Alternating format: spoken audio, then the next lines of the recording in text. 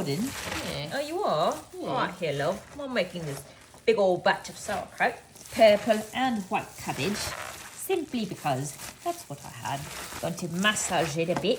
뽀드득 뽀드득 소리가 납니다. すごいな. So we actually have a batch that we made back in early December, and that's what it looks like. We used a Japanese cabbage shredder that I purchased while I was in Japan because I've always wanted one of those. And although it's really good for cabbage salad when you're eating tonkatsu, it's actually not the best, at least for us, when making sauerkraut because it just makes it too much like hair or like pork floss or candy floss. So this time I cut everything by hand and made sure that the slices were bigger so that we get a more crunchy and nice texture.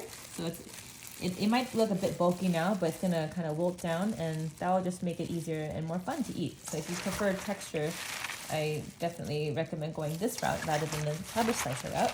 I couldn't stand how hideously gremlin-like I looked, so here's a voiceover. Basically, you continue to massage the cabbage. I added about a tablespoon of salt, Celtic salt, to approximately 1.5 heads of cabbage. And the more you massage it, the more it breaks down. Eventually, you will see this brine. It's a very very salty cabbage juice. I like to make my own sauerkraut at home because it's so good for your gut. We're giving it a bit of flavor with some fennel seeds and ginger. Adding the fennel seeds at this point was actually a mistake, but I'll get to that in a bit. Here's a hack. Because I don't have a funnel, I'm just pouring it into this air fryer liner and I'm pouring the cabbage in like this. Whenever I peel pomegranates, I just put them in here, fold it up like this, and pour it into a jar so I can have easy access to all my pomegranates. Did I get the piece of ginger in there?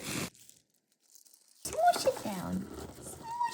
And the reason why adding the fennel when we did was a mistake was because all the fennel seeds started floating to the top of the jar, which is exactly what you don't want because you will end up with botulism. But as you know, I never let food go to waste, so if you don't hear from me for a while, it's because I don't.